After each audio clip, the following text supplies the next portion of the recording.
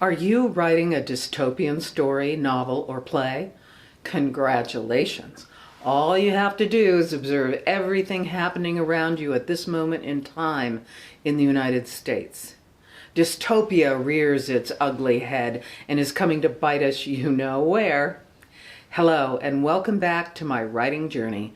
I'm Byerrum, a former Washington, D.C. reporter and author of books and various plays and short stories. Like you, I'm working to finish another book now, the sequel to my Art Deco mystery, Crook Tales 4-2. In these videos, I comment on writing, news about the industry, and some other issues that occur to me. Maybe gossip, maybe despair, maybe even politics when it affects writing. If that sounds of interest to you, please subscribe to my YouTube channel and give this video a like. And ring the silly bell to be notified of new videos. These aren't my rules, they're YouTube's. Now, you may not have plans to write science fiction or dystopian plots. I certainly don't. But these are strange days.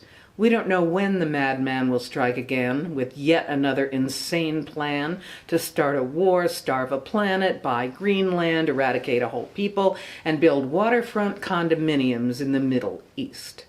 It certainly sounds like insanity to me. Are we safe? No. We may think so, but writers are not immune to threats against free speech. Yet we do have our weapons. First of all, our brains and gut instincts, our sense of right and wrong. We have computers, tape recorders, pens and pencils, observations and memories. Therefore, I recommend keeping notes on these atrocities, recording your reactions, and consider putting them in a secret code.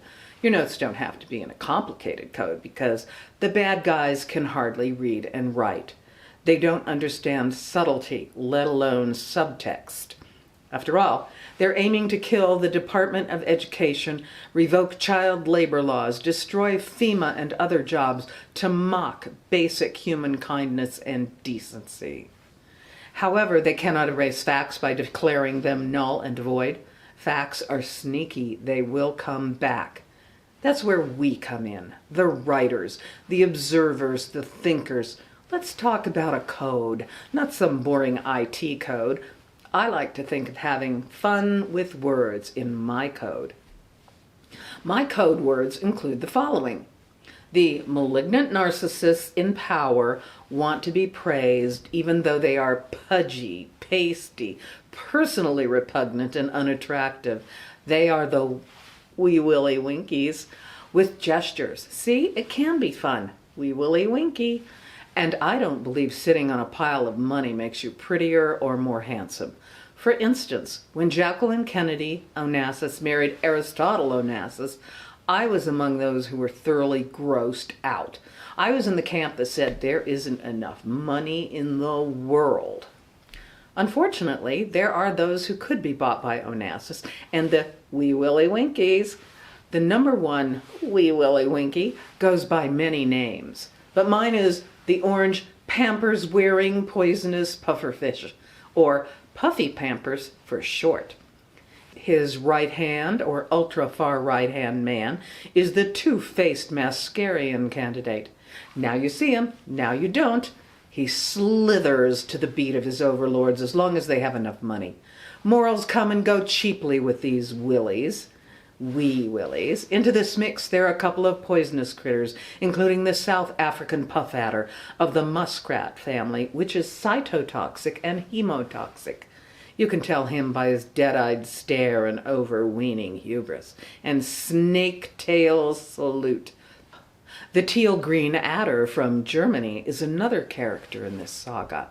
They add up to creating a terrible world, but a fairly riveting horror story. Don't let these troubling times stop you from writing. You might even find inspiration in the madness that some people voted into office.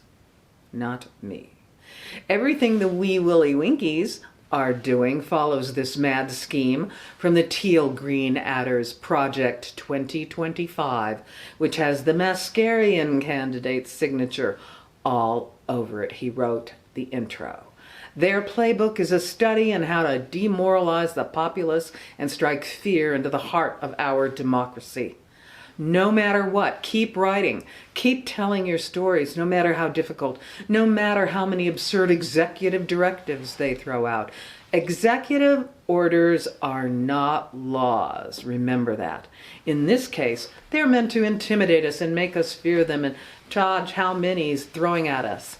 Better, we should laugh at them. The wee Willie Winkies hate being laughed at, giggled at, and sneered at. Methinks some sharp satire is needed. So sharp we howl with derision and merriment at their expense. We chortle with laughter and we spread it everywhere. Laughter is a savior. Our stories from these present days may wind up in the history books or as nursery rhymes passed down through the years. Nursery rhymes stand the test of time. Remember Ring Around the Rosie? It's about the bubonic plague. We all fall down. With that in mind, here are the characters I have to play with. The wee Willie Winkies, Puffy Orange Pampers, the Mascarian Candidate, the Muskrat Adder, and the Green Teal Snake. Oh, what horrors we may see, but I do hope we don't. If you have ideas about what I can do with these characters, let me know. In the description, I may link below to a couple other videos I made warning about the Green Teal Snakes Project 2025. I did them before the past election. But that's all I have today, and I'll chat with you next time. Bye.